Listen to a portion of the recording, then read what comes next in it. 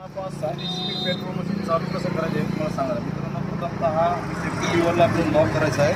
पाहू शकता मी safety लिव्हरला lock करत आहे.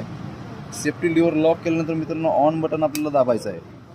ऑन बटन दाबल्यानंतर मित्रांनो रेस थोडी करायची आहे. मशीन न्यूट्रल आहे का आपल्याला चेक करायचं आहे. मशीन न्यूट्रल चेक केलं मित्रांनो. इथं समोर यायचं आहे. समोर 2 कॉक दिसतो मित्रांनो. हा काळा कॉक पेट्रोलचा आहे. हा इंजिनकडे ठेवायचा आहे.